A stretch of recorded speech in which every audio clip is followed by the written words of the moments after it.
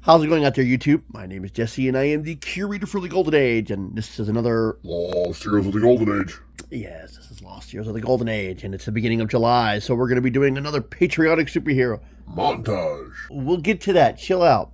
Okay, we are going to actually do another Ace month, because I did an Ace month before, but I didn't get to cover all the heroes that I wanted to, so we're going to be doing another Ace month, and we're kicking off with a patriotic superhero. Montage time.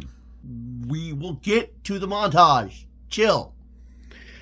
Okay, so we are going to be starting off with a pretty fleshed out and interesting individual known as the Flag.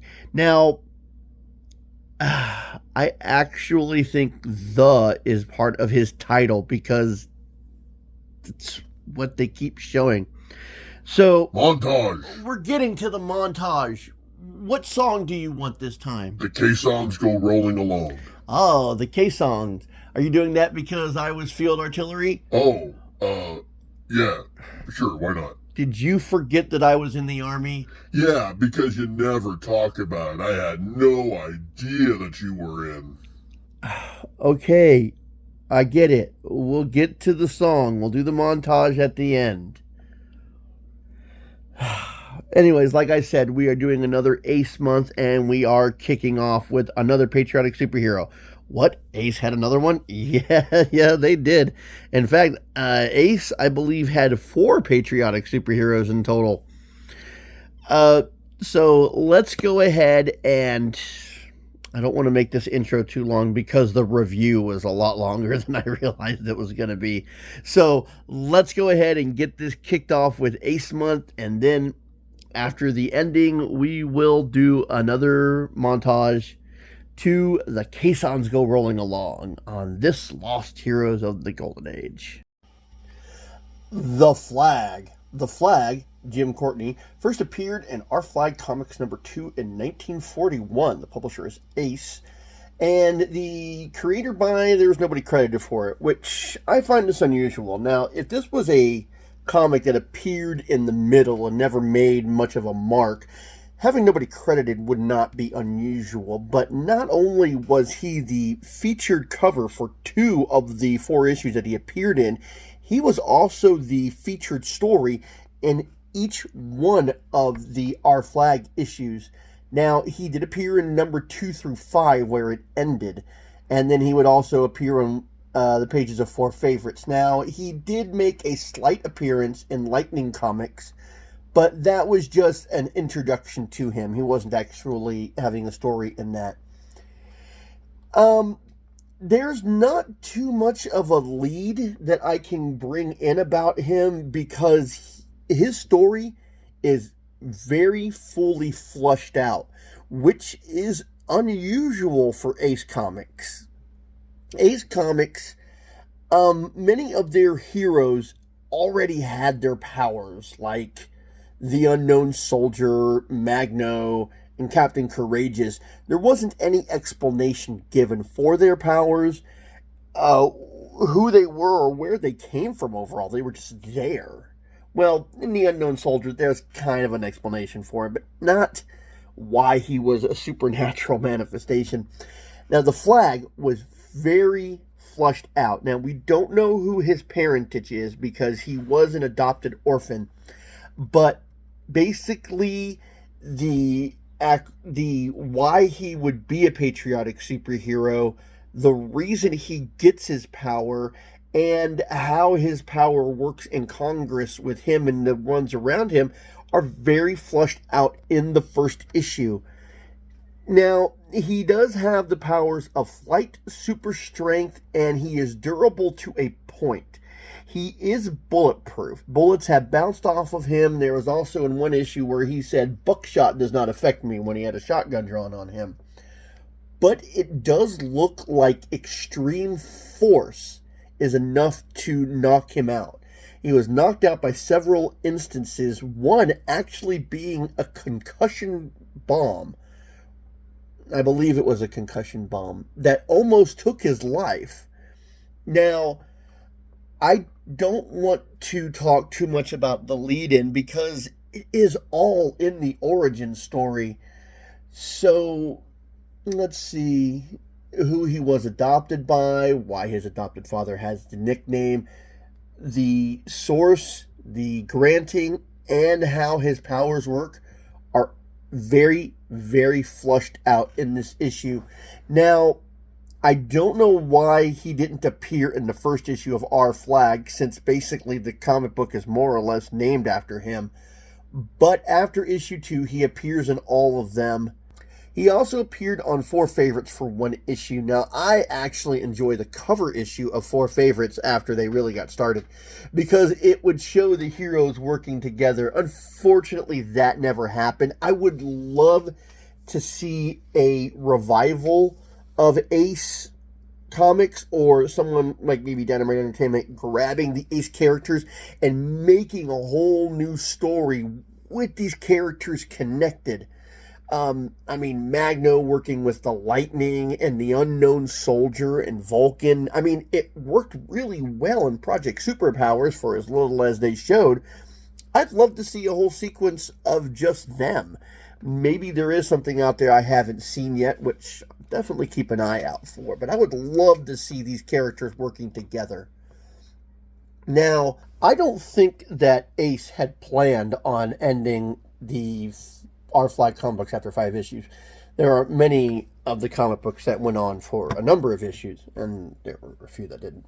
But the Our Flag comics ended at number 5. I don't believe that's where they intended it to. Now, it's common in the Golden Age for a comic to say, we'll be returning in the next issue, and then not having the issue go on anymore. But every single story that was appearing in Our Flag said, will continue in the next issue. In fact, the Unknown Soldier story that appeared in the last page of Our Flag even said the Unknown Soldier will be in the next issue of Our Flag Comics. Now, I thought that was interesting. So I believe that Our Flag Comics did intend to go on, but for some reason, Ace decided not to continue with it. Now, the Unknown Soldier would continue on in Four Favorites, and the Flag would have an appearance in Four Favorites, which is kind of funny, because in Four Favorites, it even said the Flag will return in the next issue, and he does not. I believe that both of them moved to, well, no, the Unknown Soldier was already in Four Favorites, but I believe that the Flag moved there to have one last story. But like I said, the origin story is very flushed out. They go into very good details about just his whole thing, which not only was it surprising for Ace to fully flush out his character, it was really surprising in this day and age to have a character that was this flushed out. Now, Marvel and DC always had a really good way of flushing out their characters, but there's a lot of other publications who will give you a hero, just give you a basic generic, hey, this guy's here, this is who he is, and then they'll start, and then in the next subsequent issues they'll expand more on him. But everything that they did in this first issue makes me think that they had a full plan of who this guy was, who they wanted him to be, and I was impressed by how flushed out he was, considering the publication and considering the age and the fact that he was just another patriotic superhero. Ace had 4 of them total, 2 about which I've already talked over, and the third which I'm covering now. So, having this much detail given in his origin story was actually interesting and a refreshing change of pace. So let's go over his origin story so you can see how flushed out his character was, as well as how I think it was, and you can see how or where they would have gone with him if he had continued and not just ended so abruptly. So let's get started. The Flag. Now, even though there's no name in the first issue, a couple of the other stories, they do have the name Anderson attached to it. So I'm wondering if that might be the person who did this. I don't have first name, I have Anderson. Meet the flag, America's answer to the threat of invading hordes from the dictator nations and the menace of sneaky rodents within our borders. Watch these enemies who seek to destroy our nation run like the rats that they are when they come up against the flag, son of old glory. There goes the doorbell. Wonder who's calling in this early day. Back in the shop of an eastern city, John Carpenter, crippled war veteran and flag maker, works when a baby. Someone has abandoned a baby on my doorstep. Now, he does go by the name Old Glory because he is a veteran and he was wounded in battle and he makes American flags. I mean, all of that it really does scream the name Old Glory.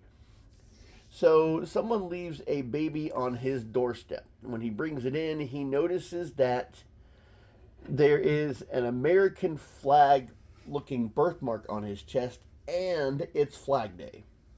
I think you can see where this is going. Okay, there's more to this. There's more to this than appears on the surface. A little baby with a birthmark shaped like a flag on his chest is left at the doorstep of the flag maker on Flag Day. It's certainly fate.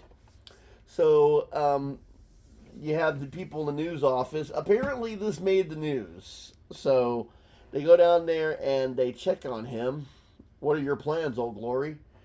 Tell your readers I'm going to name the boy Jim Courtney and bring him up to love his flag and his country. Must be a very slow news day that this is what made the paper. Okay, we see this boy is a lot older now. The years sweep by, and under Old Glory's care, the adopted boy Jim excels in sports, study, and all his attempts to grow up to strapping manhood. And then it is 1941. I think I'll hit the hay, Dad. I'll have a busy day tomorrow. Yes, son, tomorrow is Flag Day and your 21st birthday. So as he lays down to go to sleep, he notices, why, you fellows are the spirit of 76. Where are you taking me? So the spirits of old war veterans take him up through, upward through space. And he meets two of these guys are identified later. This is George Washington and Abe Lincoln, and there's a third person. Don't think he ever gets named. Well, they tell him that he is going to be given powers and a dangerous task that is ahead of him. And to do this, well, he's going to have a dangerous task ahead of him. Yet, because of this, he is going to need powers. So they imbue his birthmark with powers, and whenever he touches it, he will get powers. So right there, it's pretty good exposition. Now you are ready. All you must do to obtain superpowers that we have bestowed on you is to touch your patriotic birthmark. Then you will need them no long. When you need them no longer, you touch it again, you'll become an ordinary man. So, it's like, what do you want me to do with these powers? Old Glory will instruct you of what you need to do. So when he wakes up, he tests out the birthmark. By touching it, he realizes that he is swift as the wind, which essentially means he can fly, and that he has the strength of 100 men. And he goes out to this old tree, which he says is an eyesore, and with the tremendous strength that he is given, he is able to rip this tree out, which they're right. It would take at least 100 men to do this. I don't think it would take 100 men. It would need to be a sizable amount of strength, but not 100 people.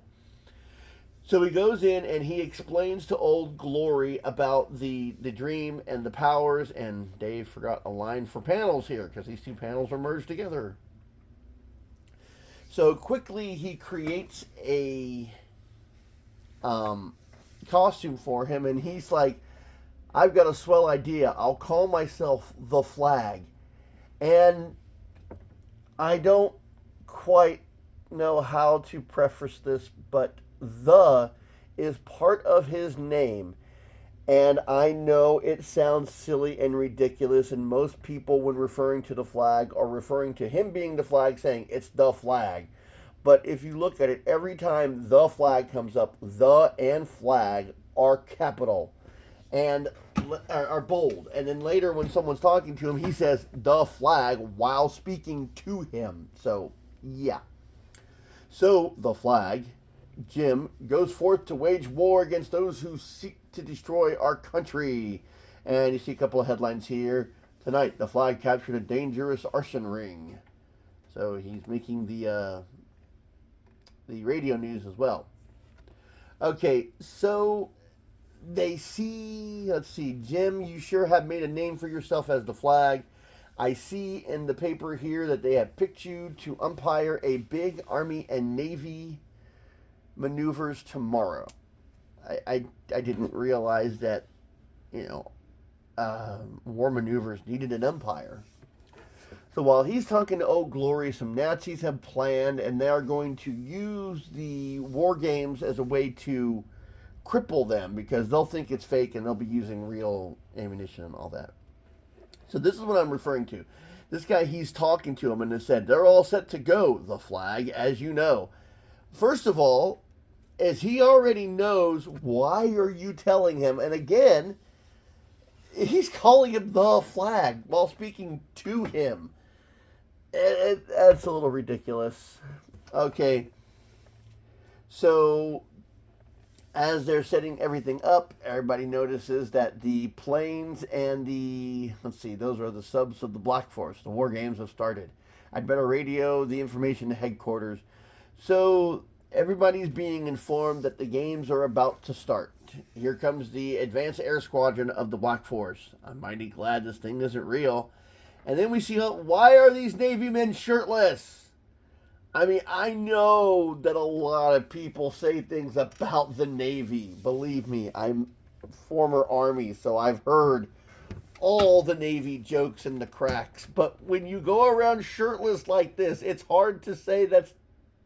Anyways, you shouldn't be shirtless. Now, they're talking about how they're glad that these are all war games, and everybody keeps saying that they're war games up until the point as the Black Fleet draws into close range. They let loose a broadside.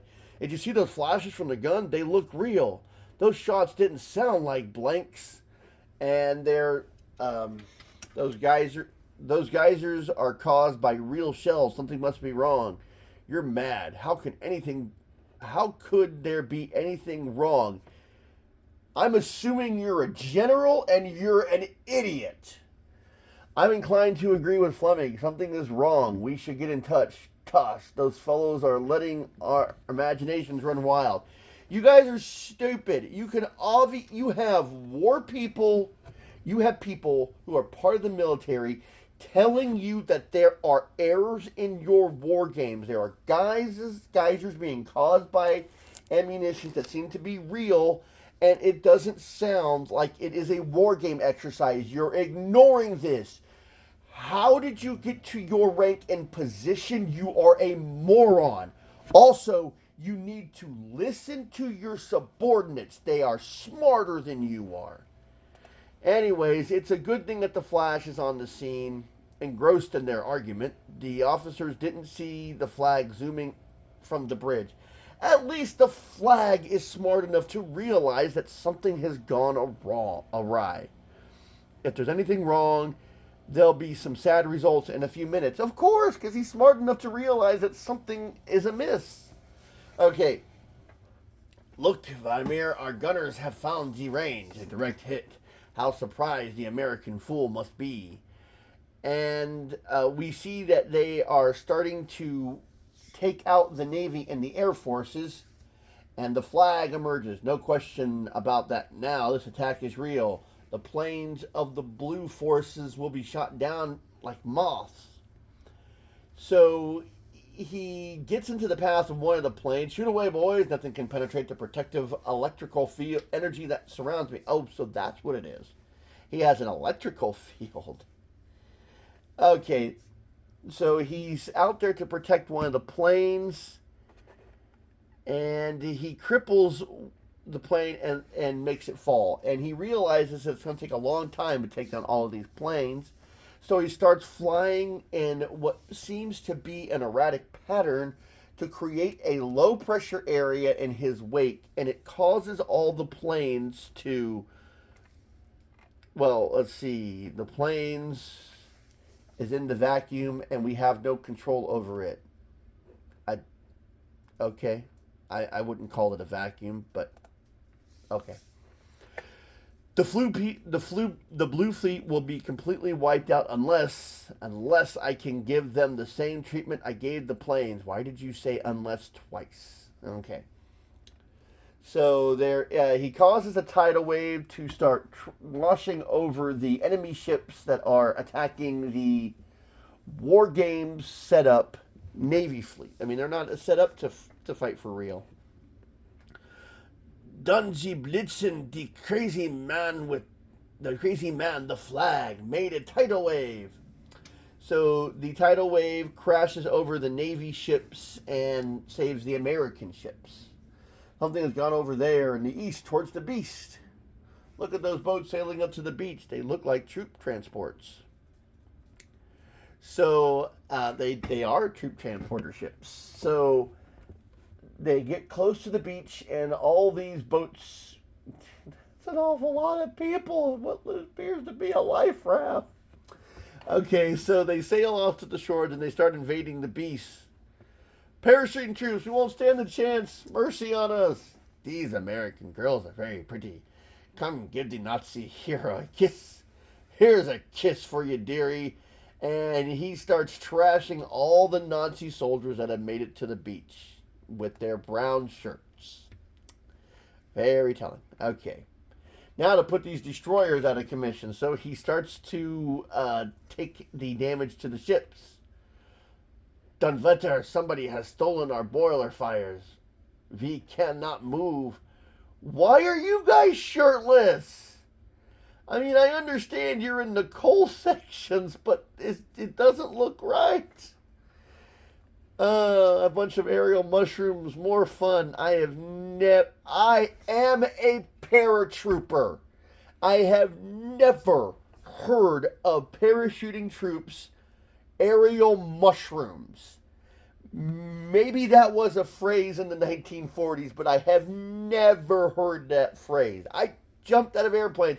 I never once looked up and said, hey, look, there's an aerial mushroom above me.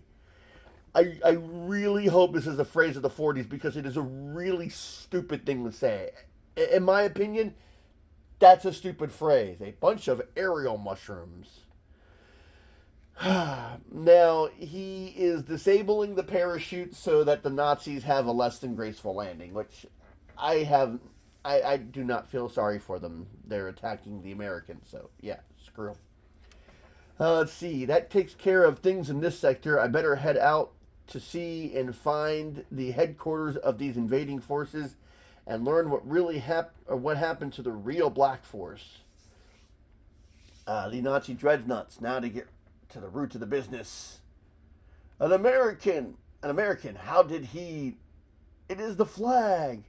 Greetings from Uncle Sam. Get a load of these fellas. Okay, so he starts to beat them up. He is a human cyclone. Okay. Anyways, he starts trashing them left and right, and he accidentally brushes against his birthmark, which, you know, it's the source of your powers. So once he loses the powers, they easily subdue him. The flag, phooey, he isn't so tough. And there is another American soldier bounded up. So let's see. It's no use. I can't get my powers. I can't get my powers back with my hands tied. No, I guess we're done for. I don't know about that. I've got an idea. If you can work your way over here close to me, so the sailor touches the birthmark, and suddenly he gets the flag's strength and busts his bonds. Let's see. This part I don't understand. He says he can't touch his birthmark, but it says. Anyways, he frees the flag, who touches his birthmark and gets the powers back. And the soldier's like, I wish you'd let me keep them. I'd have had fun. No doubt. But he gets his power back, and he subdues all the people on deck and tells the sailor to watch over him with... That's not how you're supposed to hold a rifle! Especially if you're going to be covering people. Why are you holding it like that? Are you planning on beating them like it's a club? Because you certainly can't shoot like that. So he tells them to guard them, and he goes to the radio, and he tries to talk in a Nazi accent. All invading units return to the flagship at once. There is trouble here, hurry. That was horrible. Okay, so he says the phony accent should work, and all the forces start to turn around and head towards the flagship. Look, American submarines, you sailed right into their trap. Das is unfair. We were caught. If we move, we will be torpedoed.